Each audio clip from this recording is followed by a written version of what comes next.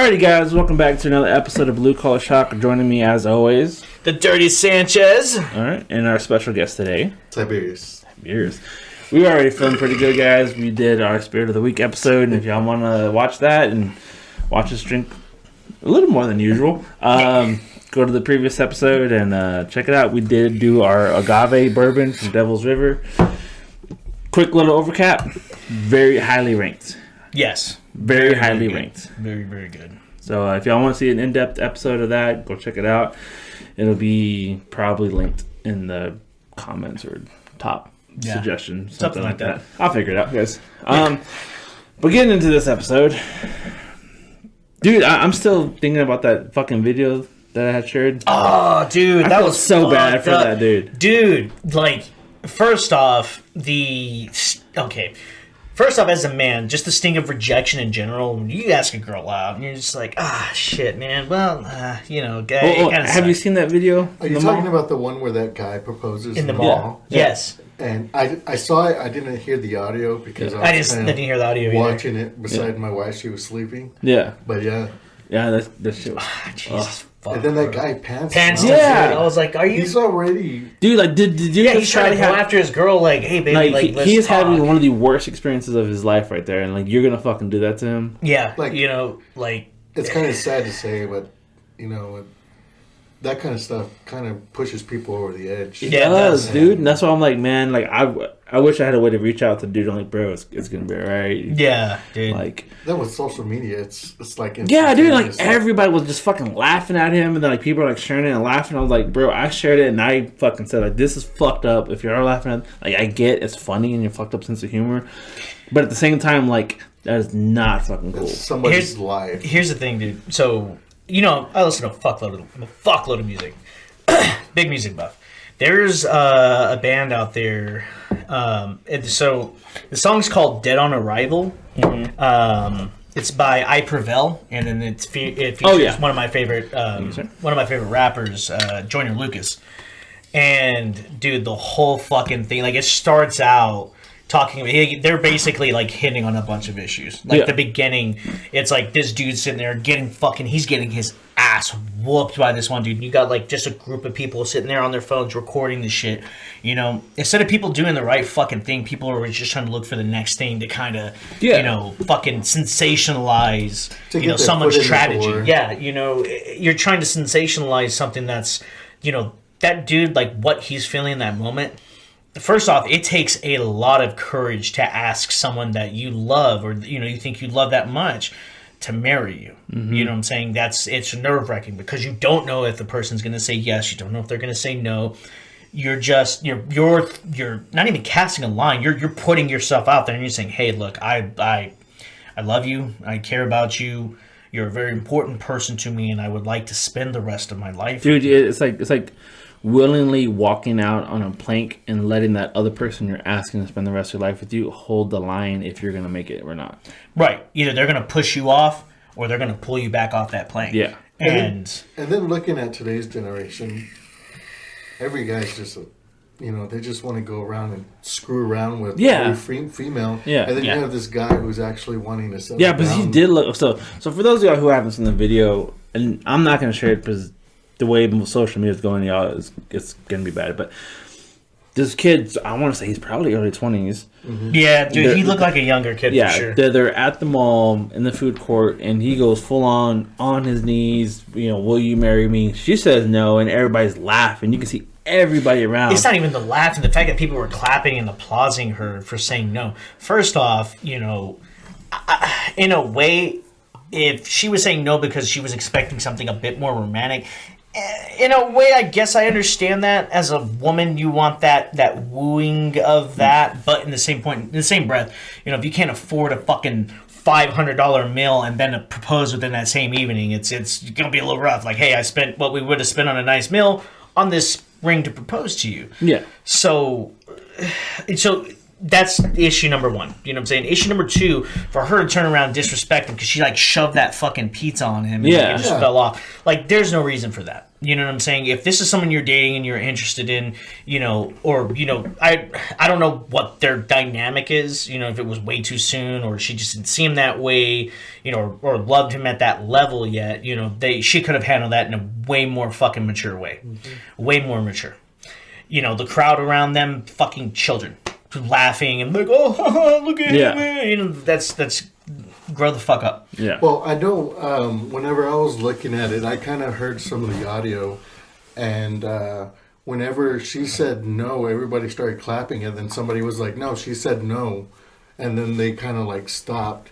But then the laughing started after she threw something at him, walked away, and then that guy had pantsed him. Yeah, and like, so when I initially saw the dude walking up, I thought he was just gonna grab and be like, "Hey man, look." Like I thought he was gonna like do a brotherly thing, just be like, "Hey man, look." Hey, just let her figure it out, man. Like, don't go chasing after her. She maybe just needs some time to think.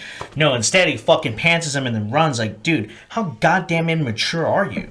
Like, dude, that is such a childish fucking dude. And, I mean, I wear pants with fucking belts, so if someone tried that shit on me, they would have got knocked the fuck out. It's not even a question. So. I should talk to Bree about this, and I don't know why. I guess it's a part of just being and growing older, dude. You just look at these younger generations and you're just like, man, dude, what the fuck is wrong with these kids, man? Mm-hmm. What the fuck is wrong with people, dude? Like, I'm not an empathetic person, man. Like, for the most part, for like, you know, for me, for the most part, the world could fucking burn and I could give a fuck less, but I still have some compassion in me, man. Like, there are certain situations where, you know, you just need to show that empathy or sympathy or whatever the fuck you want to call it. You know what I'm saying? Just be human. You know what I mean? So, for the most part, most people's, like, fucking first world problems, I don't really give a fuck about. You know what I'm saying? But if someone tell me, like, you know, hey, I haven't been able to take care of this because, you know, so-and-so died. Mm-hmm. I'd be like, oh, fuck. I'm really sorry. I can't even imagine what you're going through. You know what I'm saying? It's like that fucking streamer I told you about. That dude was streaming on his Twitch, and one of his followers, somebody who'd been following him for like 3-4 years, she'd been a big part of his community, had been absent, but it was because her mother died. Mm-hmm. And so she comes onto his chat, and she was like, hey, sorry, I haven't really been around. My mom died.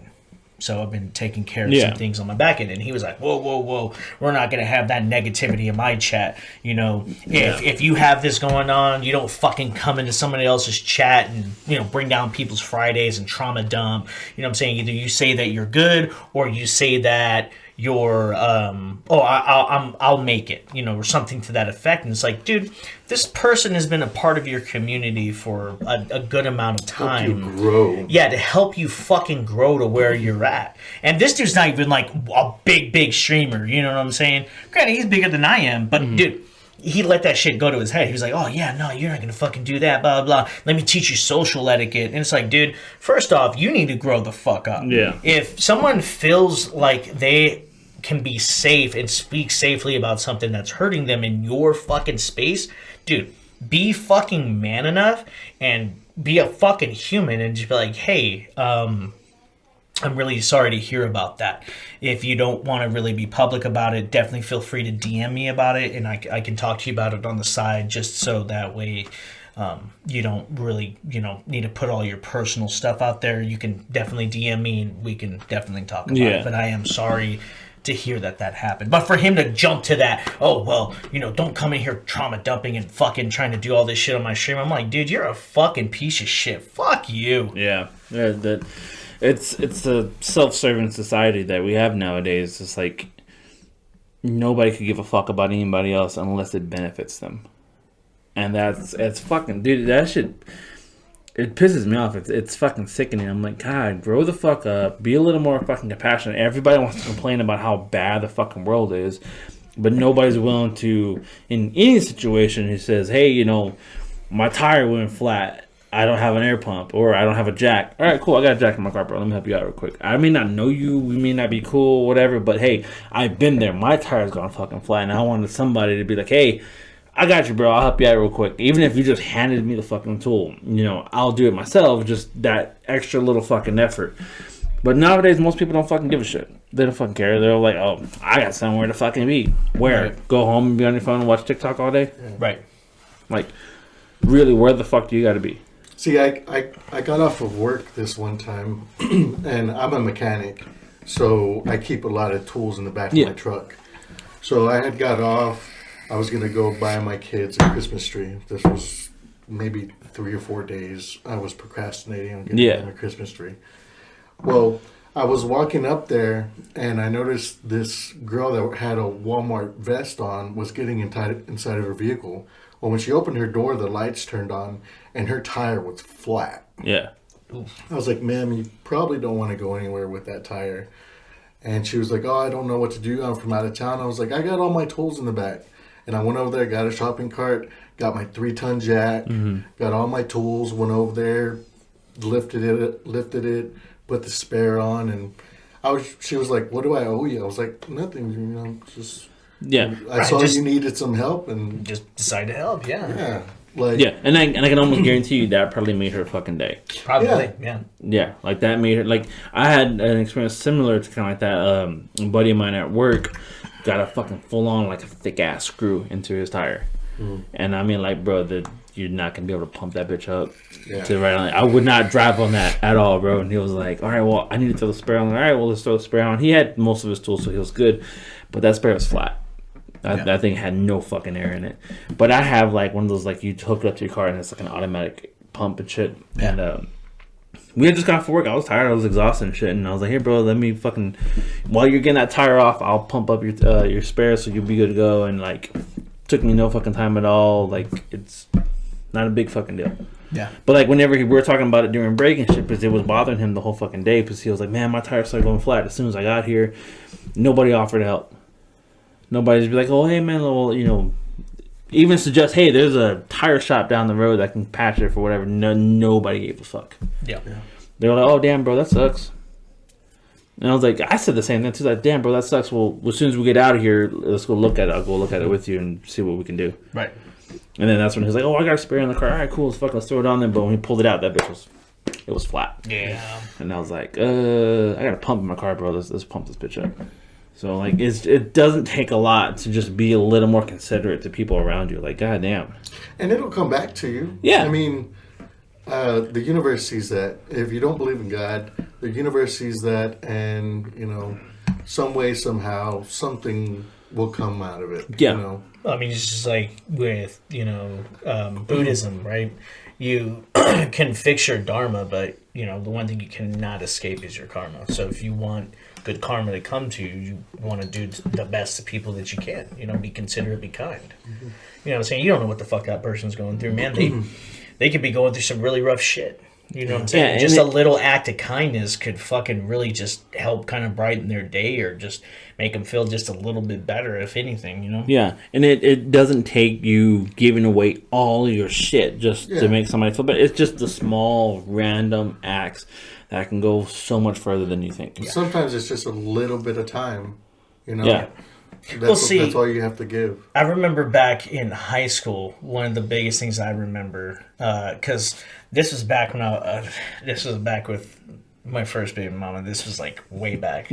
So we were hanging out in the back of the school, like, you know, back there smoking cigarettes, fucking skating on skateboards, being fucking hoodlums. And I remember this homeless dude was walking by, right? And she got scared. She was like, oh, we should leave, you know, homeless dude, right? Dude, this guy had, like, sweats on, like, shoes were busted open, like, no fucking socks. And, you know, for a shirt, he was wearing a fucking trash bag. And it was, like, 20 degrees outside. Jeez. Right? And I was wearing, like, 2 or 3 jackets. I was fucking just like... You were layered up? I was puffed up. I was like, yo, I'm out here smoking a cigarette, fucking... kick flips, like fucking right? So I saw him and I was like, there's no reason to be scared of me. Like, he's homeless. Like, he's not a fucking rabid dog, right? Yeah. So then I took off one of my jackets and I was just like, hey man, here. And he got scared. He thought I was gonna like hit him or something. He's like, no, please. It's like, no man, here, dude, take this jacket. And he was like, I can't pay you for that. I was like, dude, take it, man. Yeah. Dude, you're fucking cold, bro. You're wearing a fucking trash bag, man. Probably had newspapers stuffed in it. And Probably, man. Like he was just like trying to find just anything in trash cans to put on, and I was like, dude, take this jacket, man. And that was one of my more expensive. That was like Hurley. This is a Hurley jacket. Oh. It was pretty pricey, but I was like, dude, take it, man. I got like fucking 2-3 jackets on right now. And dude started fucking crying. He was like, I can't repay you enough for this. I was like, yeah, dude, take it, man. I was like, if I wasn't a high school student and was broke, man, I'd give you a couple bucks to go get something to eat, man. But it's the most I can do for you, dude. Mm-hmm. You know, I hope this helps a little bit, dude. Yeah. So I guarantee you, he still remembers that from till today. If he's still around, yeah, right. He's probably told dozens of people. But you know what I'm saying? Like, dude, I was 15, 16 years old. You know what I'm saying? I didn't, at that point in time, really understand what the fucking passion was. I was just like, dude, that sucks, man. Dude, if I was in that same position, I'd want somebody to give me a fucking jacket. You know, hey, here, man. But I was, you know, this was before the whole thing of, like, again, sensationalizing not just other people's tragedies, but sensationalizing, you know, helping people. Like, I tell you right now, it's one of the things I fucking hate seeing on YouTube and Facebook. You know, people like, oh, hey, look at me. Oh, yeah, I'm helping this homeless person. Yeah, thousands of followers. Here's $20. Yeah, you know, fuck that, dude. If you're going to do something kind for someone, you don't need to record it, man. If you're going to help somebody just to help somebody, go fucking do it. Yeah. You know what I'm saying? I didn't want recognition for that. My girlfriend at the time was like, well, that was really nice. You didn't have to do that. I was like, no, I did. Yeah. I did, man. Like, he didn't have a... Dude didn't even have a fucking T-shirt. He's wearing a fucking trash bag. That's just a human thing to do. Yeah, man. Yeah, and granted, I mean, at that time in life, you know, I was not just smoking cigarettes. I was fucking high all the time. You know what I'm saying? So I was like more of like a chill, laid back when I wasn't fucking fighting and just stupid shit, man. But... yeah, I remember that, dude. I remember that. I remember the fear in his eyes because he had, I guess, such a traumatic experience with other human beings. He thought I was gonna like beat his ass and like take his sweatpants or something. You know, like, nah, dude, what the fuck? Yeah. Like, dude, are you okay? So, yeah, I was a security guard for this tech dormitory, and not for tech, but just a private sector. Yeah, and. Well, one night on watch, it was like a 3-story. I was on the first story just walking around. And I heard this guy yelling and screaming. And all these kids were laughing. And so I ran over there. And there was like 6 or 7 Texas Tech students beating up on this homeless guy. God damn it. He was walking his bike through just looking for cigarette butts. Mm-hmm. Just so... And I like yelled at him and I was like, what are you doing? And they were like, he was trying to steal our stuff. I was like, what were you doing? He was like, I was just trying to get the cigarette butts, you know? And I was just like, why are y'all doing that to him? You know, y'all went out of y'all's way. Mm-hmm. Y'all are having a party. You went out of your way to come out here and beat up this guy. The dude was bleeding, you know, like there was blood all over the wall, all over the floor. The cops ended up getting there and they tried to look for the guy and like everybody had went home and I was just like, you know, why? It's just... See, man, I can't keep my composure on that kind of shit. If I see like 6 or 7 people beating on someone, dude, I'm gonna go there and start throwing punches. I'm like, fuck it, let's fight! I'm like, oh shit, I'm late to the party, man. Yeah, dude, come beat up this guy. Oh fuck no, you and me, baby, let's go, let's fuck. God damn. Yeah, I don't like shit like that, man, dude. I had my problem with people like that, you know. Growing up, man, because I was a shorter kid in school, man, I had a lot of people trying to fuck with me, dude. People were trying to bully me, and I never fucking back down, dude. I'll always whoop people's fucking asses, man.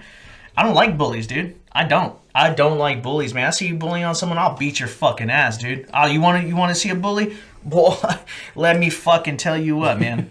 Let me tell you what. I'm gonna fucking show you something. I'm gonna learn you something today, boy. See, that's my benefit, though, on the opposite end of that, because I stopped growing in like the 6th grade, but I was already 6'1". Goddamn. So like I stopped growing. So like in like 6th grade, I'm towering over everybody. I'm like, you fucking over midget. everybody. And then I'm like, fuck you, teacher.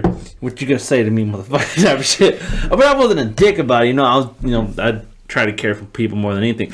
I wasn't allowed in wrestling in my 7th grade year because my dad thought I was gonna hurt somebody. Jesus. Oh. And I was like, Dad, no, like I don't want to hurt. Like, so like Jake, we went to middle school together, and I would wrestle that little fucker, and he was smaller than he is now. Yeah. And like we would just have fun, and dude, like every time like after we get done wrestling, like, bro, you good? Like I didn't hurt you. Because I got so paranoid from my dad telling me I'm gonna hurt somebody. I'm like, no, trust me, I don't want to hurt nobody. Wrestling's fun. I want to do it. But like, so yeah, going into high school and shit like that, yeah, there was like kids just like little running backs that were like small as shit, and then I was fun with them. I was cool with them. I was having fun with them. But I remember there was this one linebacker who was a fucking douchebag. Was always giving the dude a hard time. Yeah. As soon as we walk in the hall, we just started fucking shoving him. I'm like, bro, dude, bro, chill. Right, bro, chill the fuck out. Like, he's not doing shit to you. We're on the same fucking team. Chill out. Yeah. And then I remember one time for practice, I was on defense, the dude's on offense, and I was like, no, I'm gonna fuck with this dude. He's pissing me off. I'm like, and I told her, I can't remember his name. I told him, like, bro, watch. The next fucking play, I got you. He's like, all right. So instead of, going in at it, I don't give a fuck. We're practicing. This is not a real fucking game. Grabbed him by the face mask, fucking threw his ass down and stomped on him as hard as I could. I'm like, say something now, motherfucker. And he was like, what the fuck was that for? I'm like, quit fucking with little people, dude. He was like, I like midgets. I'm like, no, you know what I mean. And after that, dude, he kind of backed off. And I was like, dude, no, bro. Just fucking chill, dude. I wish I could remember his name. But dude, the little dude was fun. He was fucking funny as shit. I loved talking to him. He'd shove himself in the locker. Jesus. He was like, guys, check this out. I'm gonna hide from class and just get in the locker. I'm like, bro, you're making this too easy, bro. Get the fuck out of there. Get the fuck out of there, dude. Jesus, man. But yeah, he was that small. He climbed in the locker with his backpack and shit too. He's like, God damn. He's like, I'm gonna wait in here for class to be over. I'm like, nah, bro. I remember people doing that to avoid working parties. God damn.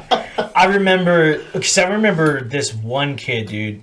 This was when I was going to Dunbar Middle School, and there was this one kid in football, dude. He was always fucking up, man. Back then, dude, shit, man. I weighed $110, bro.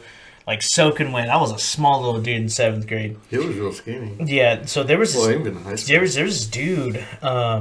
His name was Renee, and he kept fucking up. So we kept having to suffer because of him, dude. I remember over the course of a weekend, dude. So it was on a Friday night. A Friday school evening.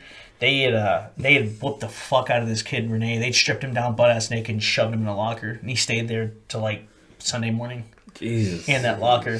And that shit like traumatized me. Like the whole football team got fucked because of that. They're like, "Oh, you guys want to be fucking bullies?" I was like, "Man, I don't even know what the fuck happened. I didn't even know that happened, man. I was already at home." That's some radio stuff right there. Yeah, dude. Like I was like, "Oh my god, dude, I can't believe they fucking did that." But dude, like even back then, like I'm just like, yeah, I'm not gonna lie. In boot camp, we did the soap and a fucking sock thing to one of this fucking kids, and but it's because we kept getting fucked up because of him.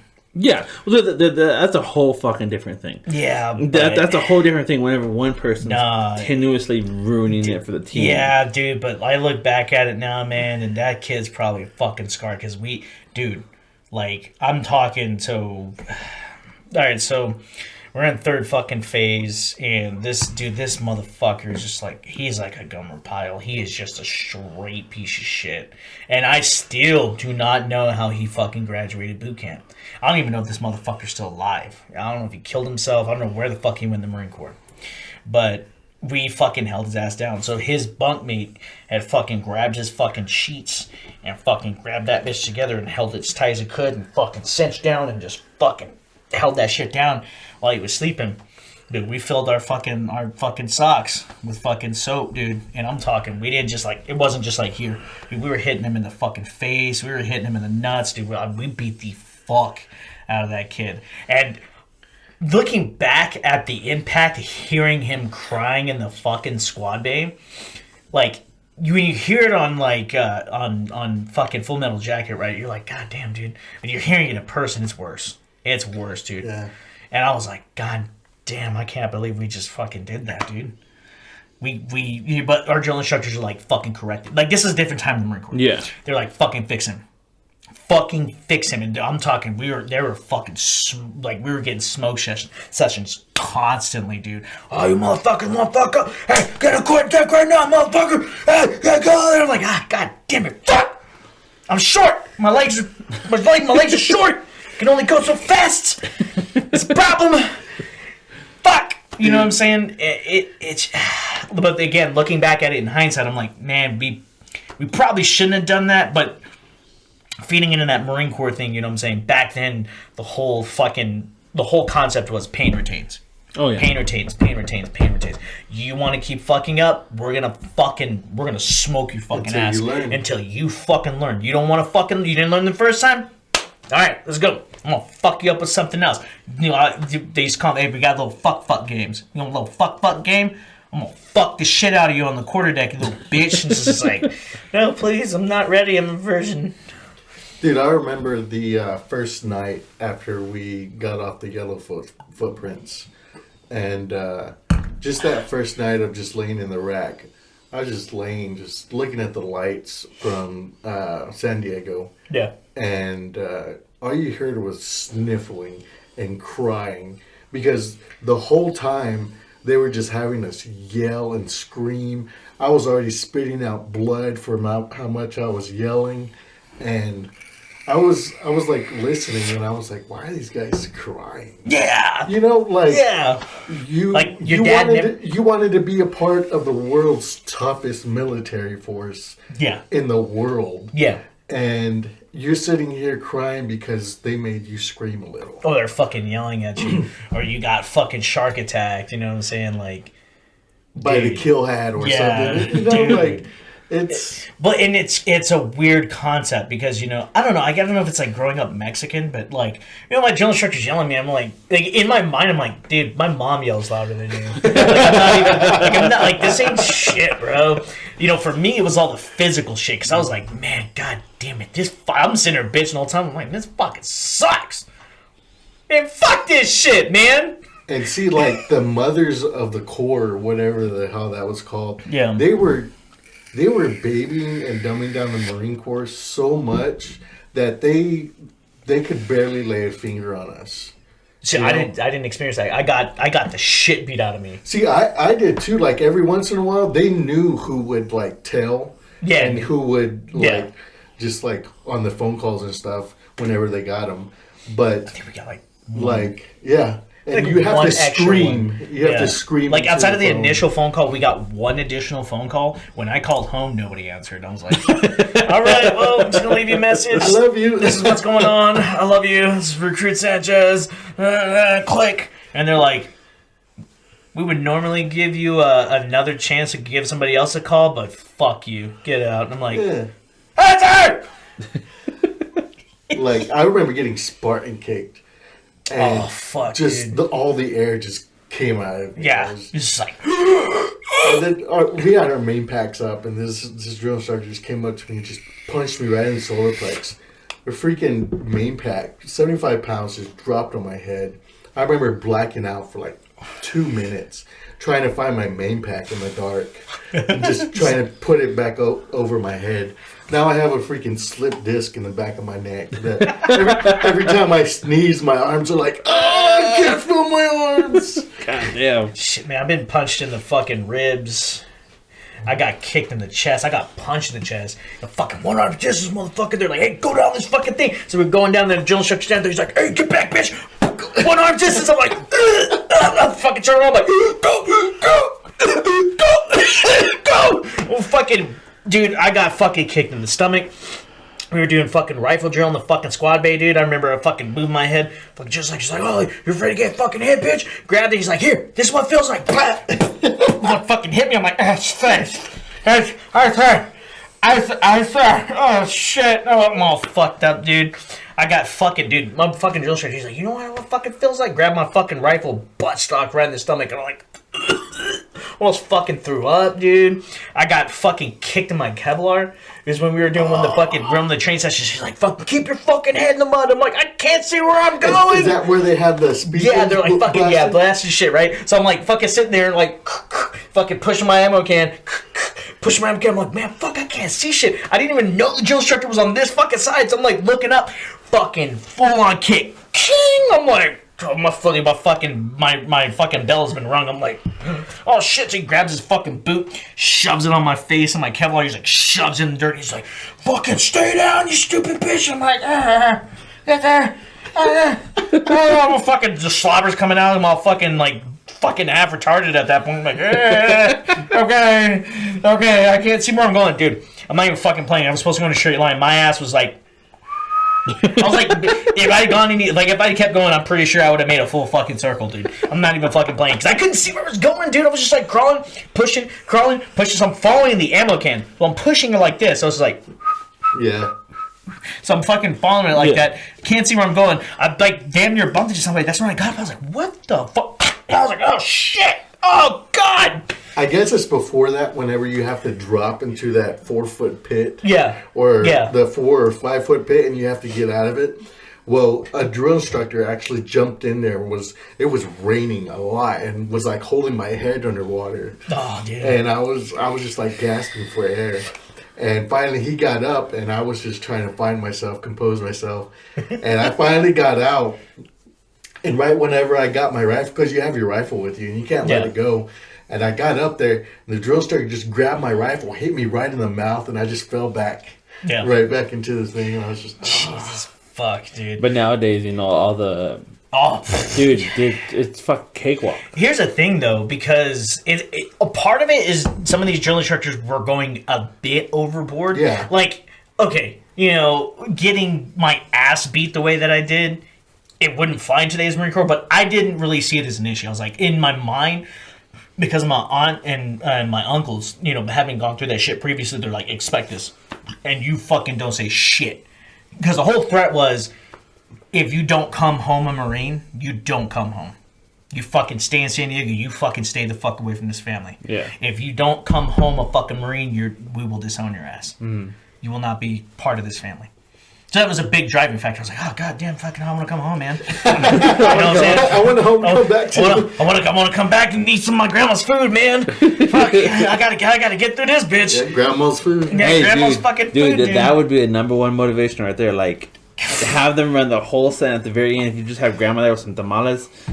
Ooh, I bet you'd be some record times right there. Dude, I'm fucking telling you, man. But it's I remember running one time and just singing the Iron Maiden song. Mm-hmm. Yeah. It's just keep running. Yeah. And I just keep on singing that song in my mind. And it's just, there was this guy that was a vegetarian like all of his life, and they just made him eat all his food, and it was meat and everything you else. Fucking food, bitch. Threw up all over the floor, and they were like, "Oh, you want to throw up on the floor? Pick it up, put it in your pocket." Yeah. Oh my god. Yeah. Dude picked it up, put it in his back pocket, and they were like, "Now button it." So he had to button it, and he was running around, and his pants were. Yeah, dude, like, it's fucking disgusting. They did the same thing to this one kid. I was telling him about it last night. So this was during second phase when we were up in fucking Pendleton. And this kid, I don't know. First off, I don't know why the fuck he was trading his cheese spread, dude. Cheese spread, fucking, especially the jalapeno cheese spread. Oh, dude, fire. Yo, I'll trade anything for that, dude. I was trying to trade Pop-Tarts for cheese spread, or the fucking peanut butter spread, or the fucking chocolate peanut butter spread, dude. Yo, I'm trying to get that. Yo, what you got over there? Yo, I got this fucking panini shit, bro. You trying to trade for fucking chili? I'm trying to get the chili MRE. Let's go, best MRE. Let me get it right. So. This kid was trading cheese spread for these shakes. So they come. It's like vanilla, chocolate, strawberry shake. It's random, whatever you got. But he was trading cheese spread for that, right? So with your MREs, you're supposed to eat everything, right? Get rid of it, throw it away. This kid was saving his fucking shakes, and he kept them in his Foot Locker. Right? Those shakes were good. Yeah. No, I'm not gonna lie. They were good for for water and dehydrated bullshit. Yeah, I mean they're not bad, but this motherfucker kept them in his fucking Foot Locker, right? So he left his fucking Foot Locker unlocked. You don't do that. Don't do that. You don't do that. It's how you fucking get a tornado. You fucking make Mount fucking. You make a fucking little mini mount, motherfucker. You fucking put the goddamn guide on at the top of it. Fucking racks, fucking mattresses everywhere. Dude, shit's fucked, right? So, Jalen started to come like, oh, okay, motherfucker. We'll leave your fucking shit unlocked. Takes a fucking lock, tosses that bitch across the fucking squad bay, takes his shit, fucking empties out his entire fucking Foot Locker, picks that bitch up, fucking. And your shit's supposed to stay fucking organized. Yeah. You have it specifically how you have to have it organized. Dump this fucking Foot Locker, right? Bottom of the Foot Locker, dude. Everything from the top fucking hits the bottom. It's all this fucking standard gear. Top of the fucking pile. Fucking like 40 milkshakes, dude. Just fucking. It's all you hear just. I'm like, this is dry. Yeah, dude. Dry fucking pouches of fucking milkshakes. And he's like, hey, motherfucker. All right, cool. Everybody get online. Get your fucking canteens. Fill your fucking canteens. Fill our fucking canteens, right? I'm like, oh, god damn it. This is what they're gonna make us hydrate. God damn it. They're gonna make us hydrate until we probably piss ourselves or something. No. Nope. Made us fucking put our fucking, our canteens around this motherfucker. Had to take a canteen, fill it up, make the milkshake, drink. Made him drink, like, he got, like, I don't know, maybe, like, 8 or 9 in and threw up. And he was like, hey, you know, fall up on the fucking floor? He's like, no, you wanted it. Stick it in your cargo pocket, bitch. Oh, cargo pocket's full, stick it in the other cargo pocket. Hey, you know, stick it in your fucking front fucking pocket. Now button it, bitch. Yeah, same thing, dude. Same exact fucking thing, dude. Fucking throw up in his pockets, bro. Like, he had to scoop it up, put it in his pocket. Scoop it up, put it in his pocket. And they made him drink all fucking 40. And he threw up multiple times. And he put that shit in his pocket. Dude, I remember my kill hat. You know, I was getting IT'd on the quarterdeck. And this guy, he was just a short black guy. And just the meanest looking guy So, anyways, I was on the IT deck, and I was just flipping around doing push-ups, sit-ups, push-ups, sit-ups, and then I flip around and I'm doing sit-ups, and he's yelling at me, all while all this like spit is just coming down, and you're like, "What's that? What's that?" And it's just like falling on my face, and I'm like, I have to keep on going. You know, because if you stop, like, you're more fucked. You want to stop? You want to stop? You know? Fuck yeah. Oh, okay. I guess we should do whatever the fuck we want, huh? You want to do whatever the fuck you want, right? You fucking homeboy backing up live, right? Don't worry about it. No, you're good. You do whatever the fuck you want, right? Oh, no, please. Oh, man. I remember the pork chop platoon. Oh, dude. Them trying to lose weight. I'm telling you, man, some of the fucking shit you go through, dude. So my kill hat, remember my kill hat, because my kill hat's the one who gave me my EGA, and that shit made me cry, because he's like, you know what, Sanchez, go be a fucking good Marine. You can be a good Marine. But that motherfucker fucked me the most. I was like, god damn it, man, this motherfucker. And that's, I guess, is in part what made me cry, because, you know, he fucking like handed me that shit, shook my hand like hard and firm. He's like, shake my hand like a fucking man, because you're a fucking Marine now. And I was like, he's like, go fucking do good things, fucking little dirty Mexican. I was like, so I remember my fucking J hat, dude. Fucking Gunny Martinez, dude. This motherfucker shorter than me, dude. Like his fucking campaign cover right fucking here, bro. So every time he fucking, dude, oh my god, I hated when he would yell at me, because when he would yell, he yelled upward, and when he did, he spit when he yelled. So I'm just like, fucking spit up my nose, spit all over my face. I'm just like, that shit. I was like, fuck.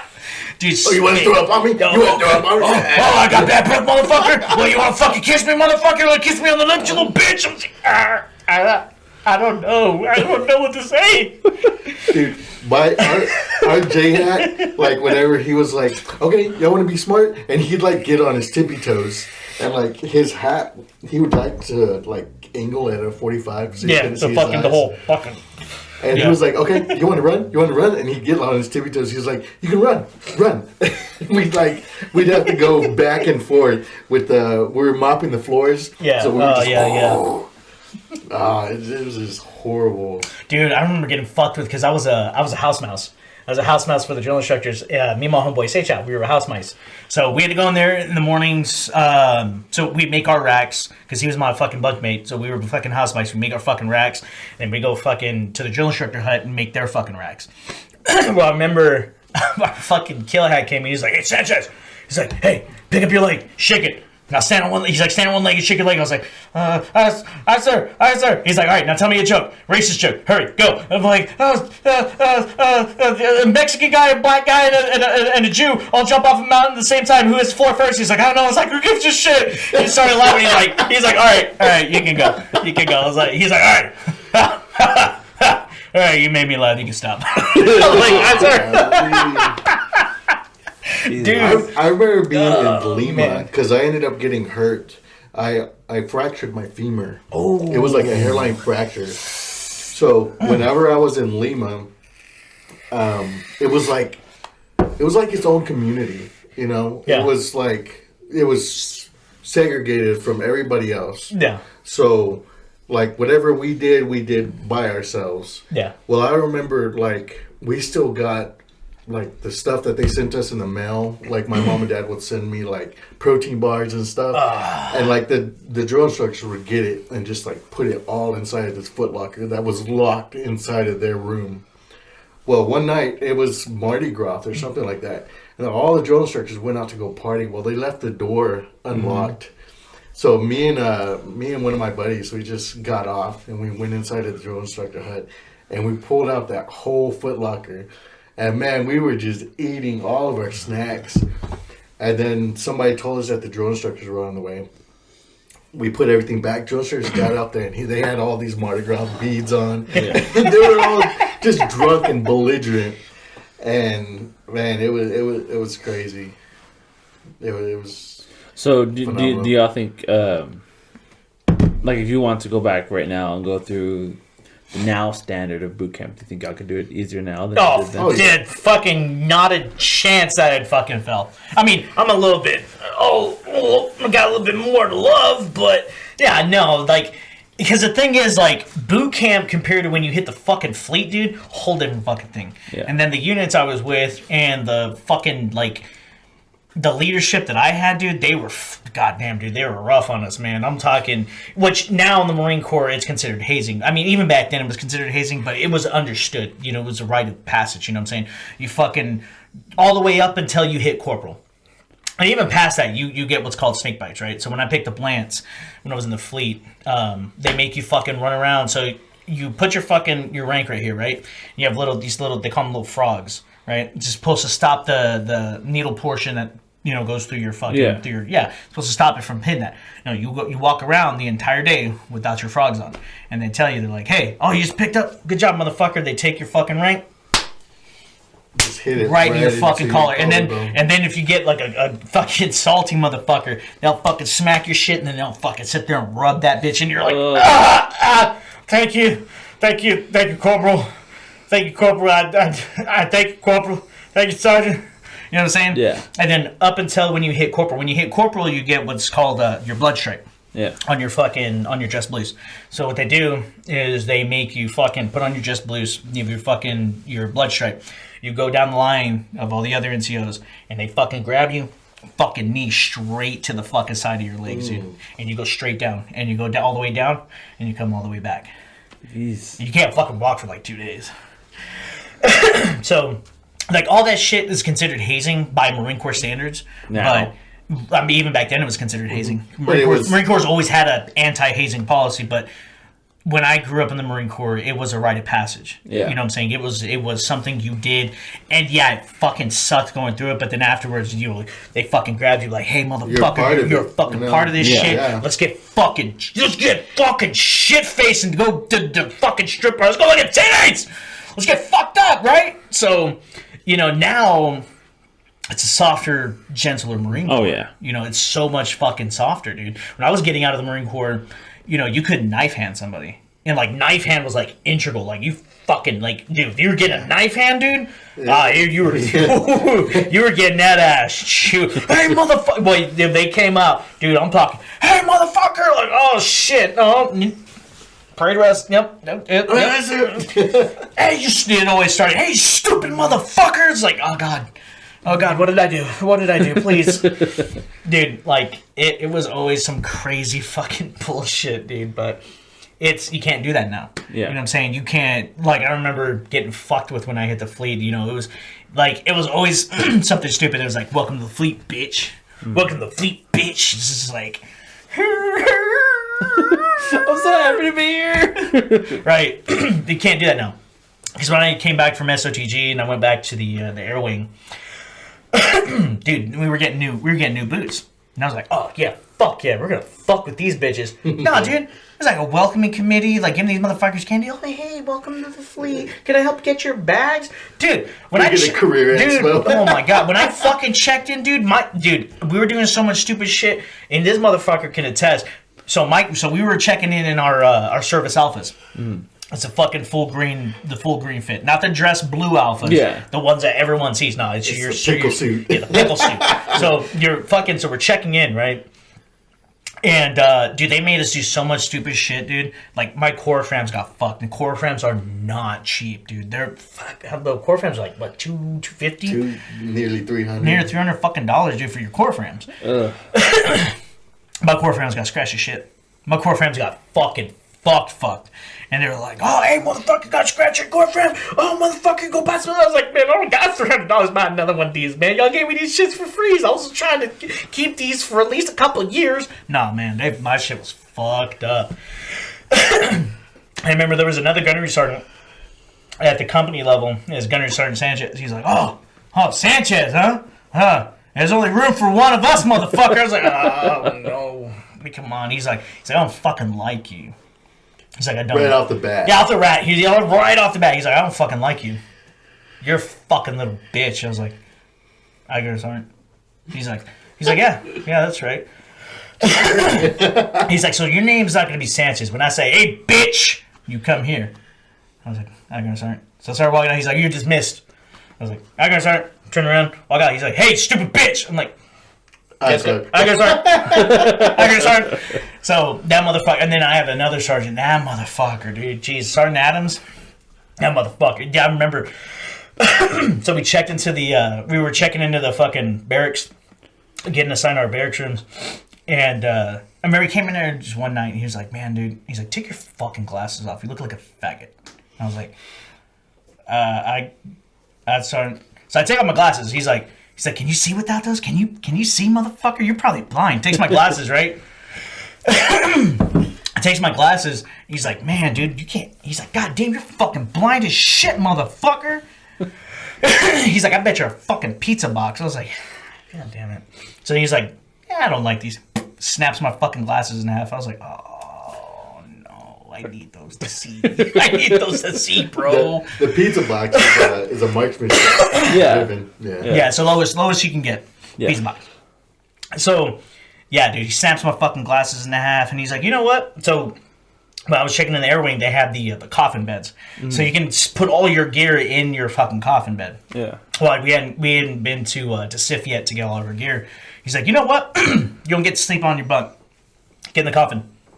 I get in my coffin, and he's like, he fucking gave me like this flat piece of cardboard. He's like, here's your pillow. He's like, it's where you sleep tonight, bitch. So he fucking shuts my coffin bed, locks that bitch up. He's like, stay in there. He's like, I don't fucking like you. You're a little bitch. I'm like, I'm sorry. He's like, don't fucking talk when I'm fucking talking to you, motherfucker. I was like, I didn't say anything. He was like, well, you're not gonna fucking respond. I was like, you just told me not to fucking talk, man. I don't know what the fuck you want me to do. Dude, that motherfucker was constantly fucking with me, dude. Stupid shit, man. I remember saying good morning to a master gunnery sergeant, and he's like, oh, it's a good morning. Good morning. How do you know it's a good morning? And I just kept on walking. And then this second lieutenant was walking right across the street, and I had the privilege to see this. And the second lieutenant said, "Hey, Master Gunner Sergeant, where's my salute?" Oh, Master Gunner Sergeant said, "Why don't you climb up my stack and get it?" I was like, oh my gosh, no, yeah, you don't do that. That butter bar just. You don't do that to a master gun. You shut the fuck up. Shut the fuck up. No, dude. Oh my god. I remember. I got to see it all. Dude, you know what I hated? Running into fucking people in the Navy, dude, because all of their shit is shiny. So your basic rule in the Marine Corps is if it shines, you salute it. Mm-hmm. If it shines, you salute it, right? So you walk by, Rosser. You know what I'm saying? You get those real motivated Marines. Supervisor! Hoorah, sir! You get to a point where you're just like, rah. Yeah, so Not even a full Not even a fucking full sleeve. It's just like your hands just like, rah. You first game, you're like, hoorah, sir! Supervisor! Good morning, sir! Good afternoon, sir! You're knocking off your cover. You're fucking, your cover's damn near about to fly the fuck away. You're like, sharp, crisp, Getting that muscle memory. Yeah, right? And by the time you're done, you're like, rah. Yeah, they tell you to wear your cover, and then by the time you're like... Yeah, by the time you get out, dude, your fucking shit's like this. I had fucking... boot blasters on. Dude, my boot blasters were literally like damn near what they are right now. Oh, fucking... dude, like, so this was during the point we weren't rolling up sleeves. So you don't roll up sleeves whenever you're in your jungle shit.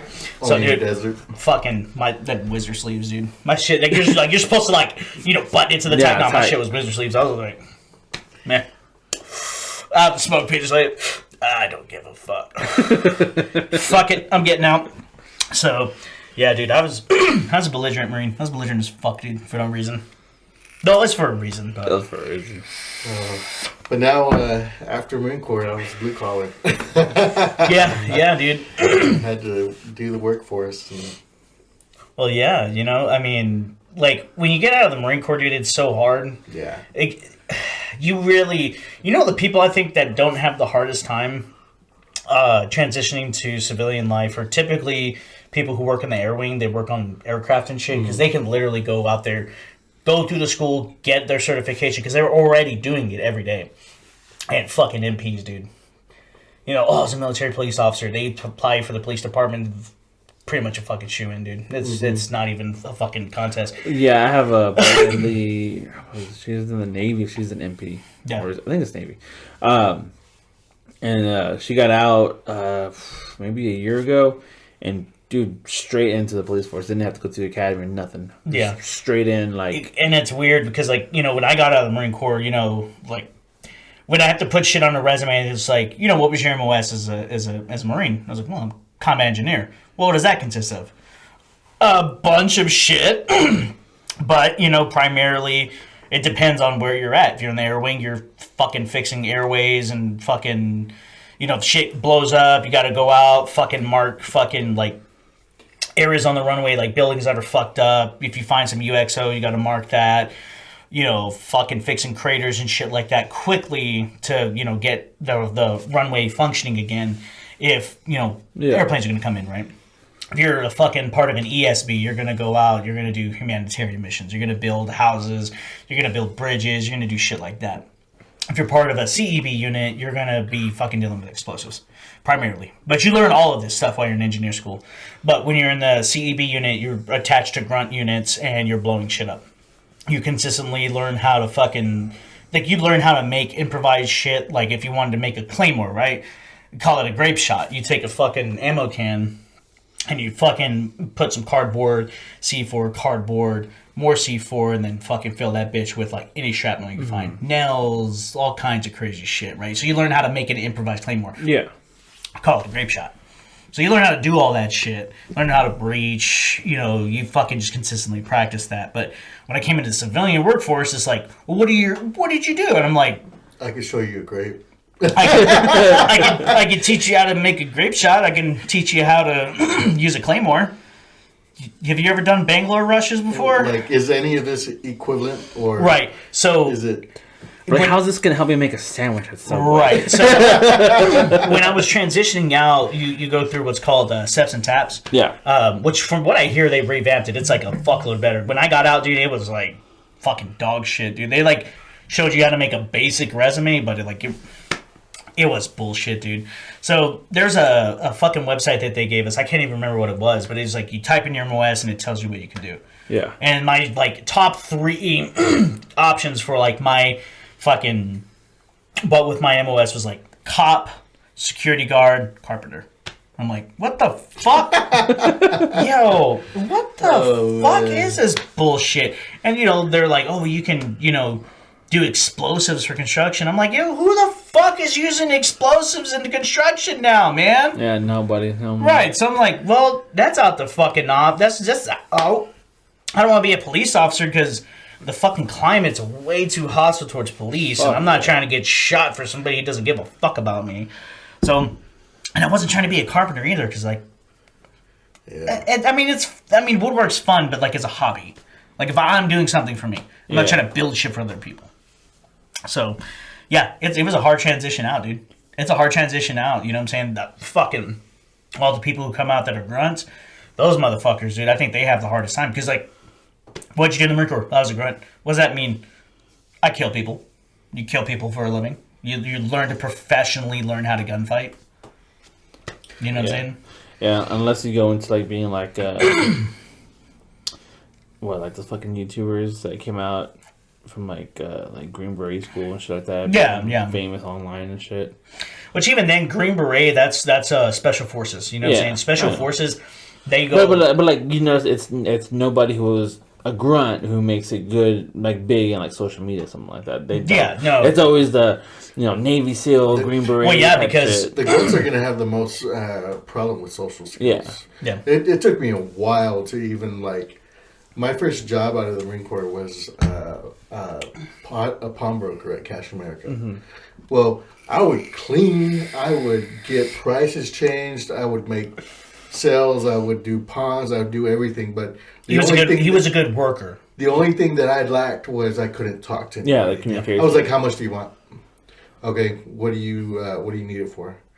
Like if they pulled a wedding ring out of their pocket, I knew this was probably a wedding ring that they probably haven't worn in like 10 years since they got married. You know, if they took it off their finger, then I know it has some value to them. Yeah. So right off the bat, I would like it was just cut dry. Mm-hmm. You know, I can't get you that much, or I can try. It was just like yes or no. Yeah. Yeah. And even still, I still have that problem because I work in customer service, and they consistently tell me they're like. So they did this personality thing, like it's a personality test, right? My personality type's I'm a controller. I don't need your fucking stories. I don't need any of it. I need the hard facts. Tell me what the fucking problem is so I can fucking solve it. I don't need to hear, oh, well, this happened then this happened. Fuck that. Shut the fuck up and tell me what your fucking problem is so I can fucking fix it. That's my only job here. Right. My job is to fix your fucking problem. It's not to be your goddamn therapist. Well, see, like, on the opposite end, right? Every time I've ever had to call, like, a bank or a credit card or anything like that, I've almost always gotten, so how's your day going? No, fuck that. I'm like, dude, just do what I'm fucking asking you to do. See, like, and when your type of customer calls in, I'm just like, yeah, all right, cool. You need this? All right, hold up. Yeah, I'm gonna work silently for just a couple moments. I'll check back with you in a second. Okay, cool. And see, I fucking love that shit. I'll put your ass on speaker and go do whatever the fuck I'm doing. Mr. Gomez, you're still there? Yeah, I'm still here. What's up? Got it good? All right, I just need to verify this and you're good to go. All right, cool. All right, you're good to go. Bye.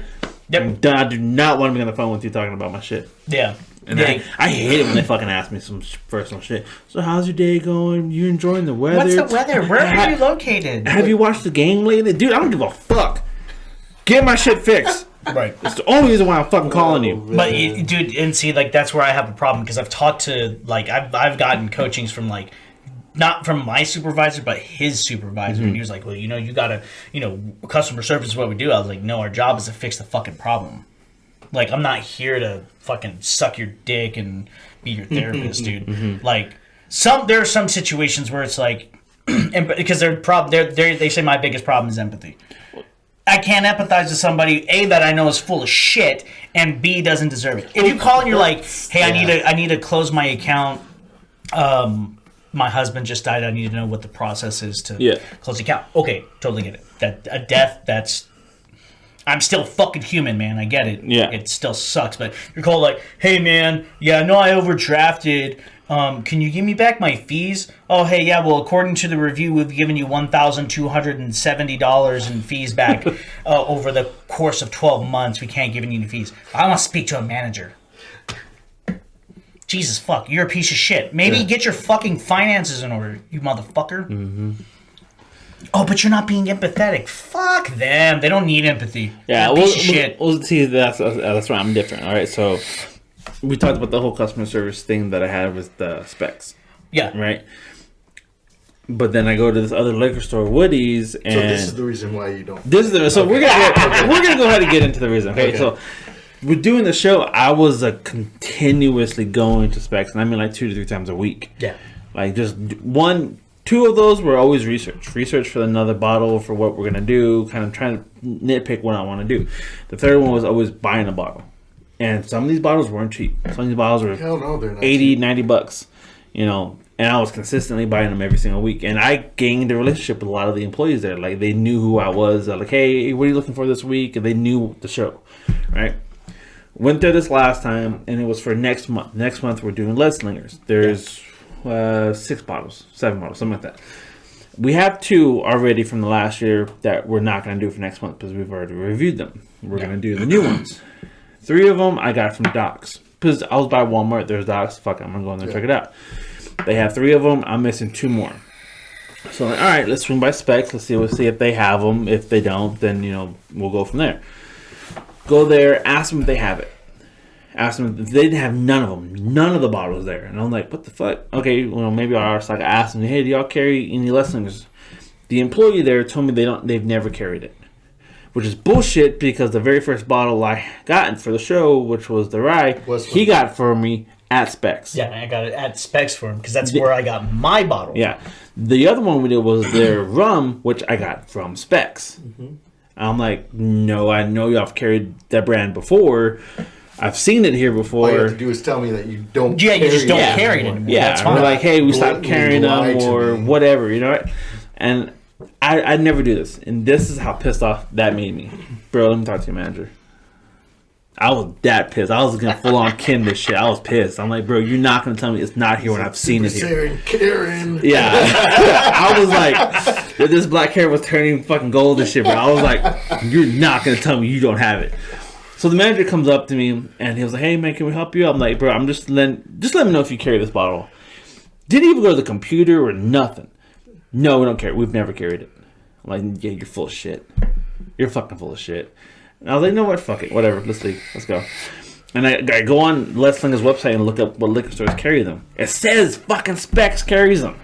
And the funny thing is, I bought the other 3 from Doc's. Doc's is owned by Specs. Yep. It's the same company. What the hell? Yeah. It's their parent company. It's their parent company. If you buy a bottle from Doc's, it comes in a Specs bag. And you're going to tell me you don't fucking carry it. Now, if the dude would have went to the computer and be like, hey, man, we don't carry this at this location no more. I'm sorry. All right, cool. At least you tried. Right, just going off of his own memory. Yeah. Like, you literally memorized thousands of other Yeah, I'm like, Right. you're full of shit, motherfucker. So, but anyway, so I was on the same website, and I found another one that says Woody's. I'm like, you know what, it's right up the street. Let's go check it out. So we went up the street, and it's in this little strip mall, and we go in there, and dude, he's the owner. He runs it's a little like mom and Paul type liquor store. And he said, hey man, how you doing today? And I was like, hey man, this is what's going on. I'm looking for this bottle. I have a picture of it. I don't see it on your shelf. Do you have it? And he was like, hey, I used to carry it last year. I don't have it right now, but I'm gonna reach out to my distributor and I'll get you that bottle. I was like, oh, you're gonna go that far above and beyond for me, and I never bought anything from you. I just met you, dude. Yeah. Right. And he was like, yeah, I want you to have a good experience here, man. If it's your first time here, if it's your 1,000th time here, I want you to have a good experience every time you come here. I was like, all right, I like that. And I was telling him about the show, about what we do here. And he's like, all right, cool. He's like, so if you like a rye, I recommend this one, this one, this one. I was like, all right, well, what do you recommend under this price range? And this one, this one, this one. All right, what do you recommend for tequila? This one, this one, this one. He was very, very like, hey, I'm going to help you. We're going to, and like, so for what originally pissed me off was that the rye for the Devil River, I got told from Specs is not available in West Texas. I had to order this one online, pay $30 for the bottle, pay another $20 for shipping. Yep. This dude at Woody's has this. And I told him that situation. He's like, no, if you would have came to me, I would have got you no extra charge for shipping. And I already have it. We don't sell it in West Texas. Yeah, and I was like, what? Are you serious? And he was like, yeah, man, last month I had an extra bottle and we were giving out samples to everybody. I was like, motherfucker. And I was like, all right.